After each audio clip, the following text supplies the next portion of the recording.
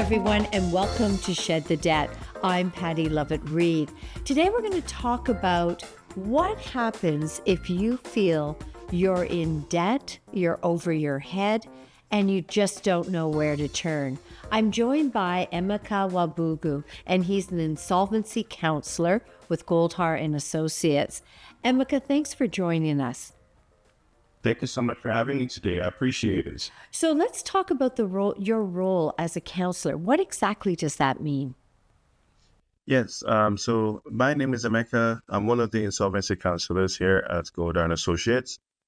My role is basically to discuss with the debtors the causes of financial difficulty, talk about budgeting, money management, financial goal setting, and the responsible use of credit. So essentially just having conversations around their financial situation right now and how, I can assist or give perspective on putting them on a better path for moving forward. Emeka, does that mean someone knows they're not paying their bills, they're just not making ends meet?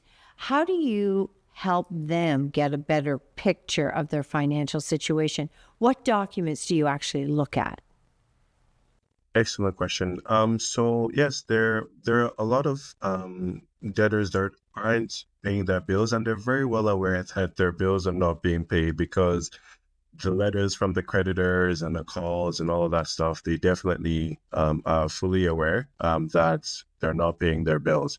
But I think the hesitation around doing something about their financial situation is obviously the guilt and stigma that are around finances and financial difficulty.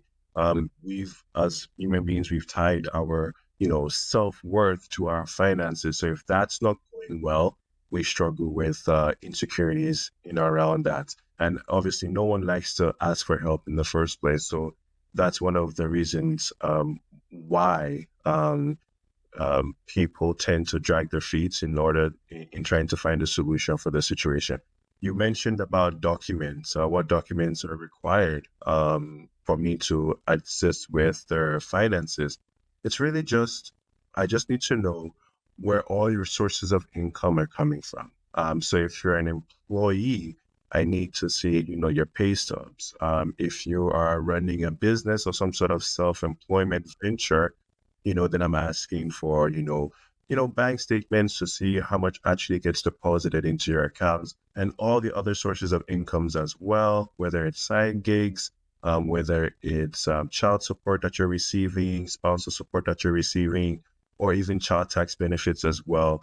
Anything that comes into your accounts every month is what I need to see in order for me to really assess what your financial situation is and do proper budgeting techniques.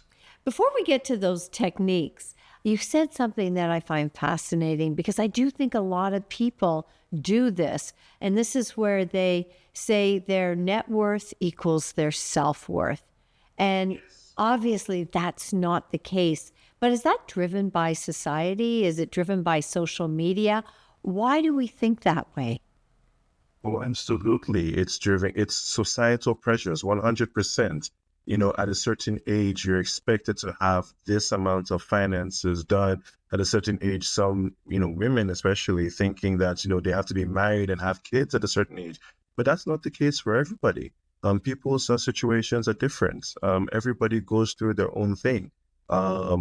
And in Canada, tens of thousands of people are struggling with finances to the point that they have to file either a consumer proposal or a bankruptcy. And that's just the percentage that have actually chosen to do something. When you look at it, there are much more people who are struggling with finances, given the cost of living, how everything is so expensive, and how the economy, interest rates, and all of that affect that. So there's definitely a lot more people that are struggling, but they haven't decided to take that jump yet. Again, because of this stigma. The way I try to encourage people to do something is to, get them to understand that life happens to everyone, and we're all going through something. Everybody's going through something. and yours just happens to be finances. And then if you look at what the solutions are for you, what's based on your situation, what can you do? Can you continue the way you're going right now, trying to pay it off all on your own? Or would it be easier, not necessarily easier, but would it be better to have the burden of debt lifted off of your shoulders through one of these solutions that we provide through either proposal or bankruptcy? So, Emeka, are you one of the first lines of defense, shall I say, when someone realizes they need to reach out for help? Are you the first person they talk to? I'm actually the secondary person that they would reach out to. The first people would be our intake specialists, our debt relief specialists, our insolvency advisors. They go by many names, but they're the ones that actually prescribe the solution. And then once the solution has been prescribed, then they talk to the trustee to get the paperwork actually filed. After that, then I come in to talk about finances. And I think my role is a little bit different, and I use the word prescribe the solution because I make the comparison for financial difficulty, finances with health. I usually make this comparison, to get people to understand a little bit more about how this works. If a patient was having pain in their hand and they went to their medical doctor for pain medication, the doctor can absolutely prescribe the pain medication to relieve them of that pain. But what the doctor really also should be doing is to ask, well, why is your hand hurting you? Is it something that you're doing with respect to maybe the way you hold your pen? Is it the way you type at work? Is it the way you carry your dumbbells in exercising? That's very similar to what we're doing in finances, where they come over to us and we prescribe them a solution for their debts, which is a consumer proposal in bankruptcy that relieves the financial burden from them. And then what I do is more so that discovery piece of, well, what actually happened? What were the circumstances that occurred that caused us to actually get into financial difficulty in the first place? And then I go from there. But I will say, you mentioned before budgets. Budgets get a bad rap. Nobody likes a budget. But are there some things on a budget, shall we say, that you narrow in on? Absolutely. So when I look at a debtor's budget, after we've gone through all the sources of income and we've listed out on paper using an Excel sheet all their expenses, from food and groceries to rent to insurance, cell phone, everything. What I look for that, potentially, could be missing are, number one, are your taxes being paid? Because if you're self-employed and running a business, that money that is supposed to be set aside for taxes is not yours. And that must be paid right away. Because if you're spending, if your expenses are including the money that you're supposed to set aside for taxes, then you're going to get in trouble. And also your budget is underwater because we have to take out that percentage. That's one of the things that I always look for in a budget. You can have these one-offs that do happen every year, but you need to supercharge that budget to make sure they are included.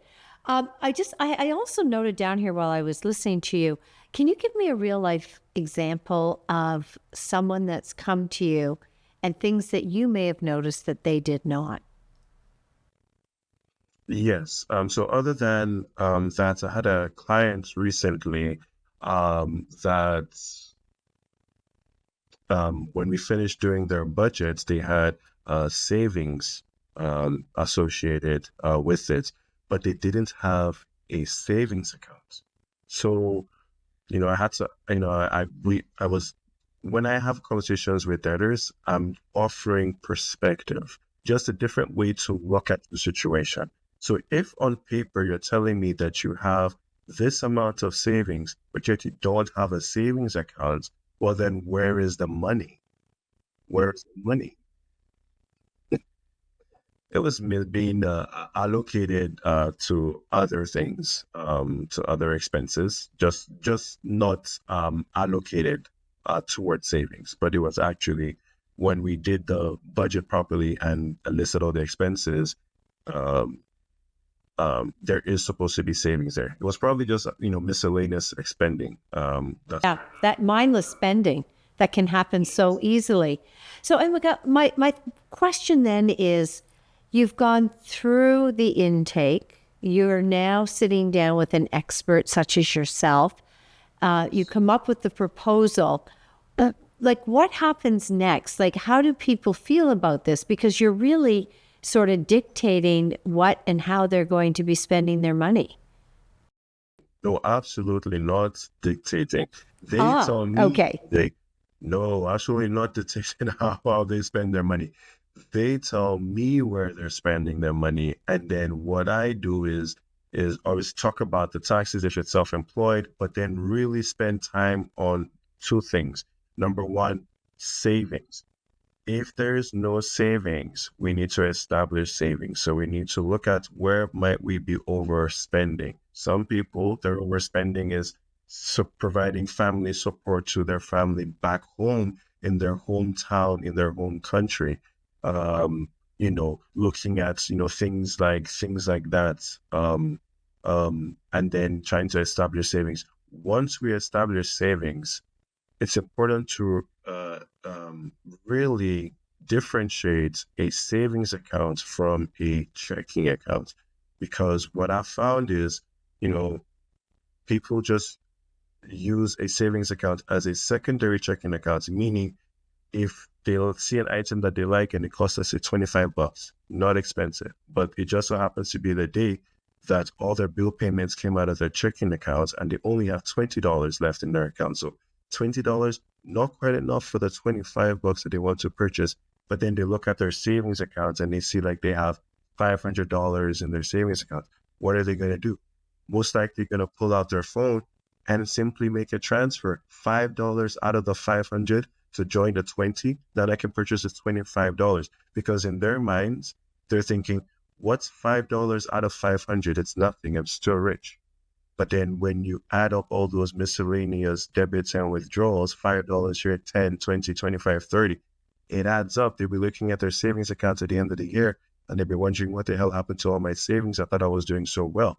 So how to really make a savings account separate from a checking account is we have to place a freeze or some sort of lock on the savings account so that money goes in easily. But for us to access the money, we have to call again to remove that lock, to remove that freeze. So it gives us a little bit of a buffer, yes, between ourselves and our savings accounts. Budgeting is all about protecting yourself from yourself. It's almost like an acknowledgement of, I need systems like this in place in order to protect myself from me. Because if I don't have my savings account locked, if I don't have it frozen, I'm easily going to go in there, withdraw, and join it with my checking account to purchase whatever it is that I want. I love that. You're saving yourself from yourself. Before I let you go, Emeka, can you tell me how you encourage someone through this process? Yes, absolutely. Absolutely. So, like I said earlier, there is a lot of stigma around this. How I tend to encourage clients is to a couple of things. Number one, this is a phase in life. Okay. Life is just full of phases. There was once a time that you were a teenager, and now that phase of your life is over. There was once a time when you didn't have any children. Now you're a mother or a father, and that's the phase that you're in probably for the rest of your life. So everything is a phase that you're going through. So even if this is a financial difficulty right now, this phase is going to end. So there's always a light at the end of the tunnel is usually how I like to encourage people. The second encouragement is they're not alone. As I mentioned, tens of thousands of people a year file either a bankruptcy or proposal. And there are millions more, perhaps, that are going through financial difficulty. that you would not see because it doesn't show up on people's faces like the way an illness, a physical illness, will show up on your face. And then finally, what I like to encourage people is they're in good hands. With us here, we've been doing this for such a long time that we're very good at what we do.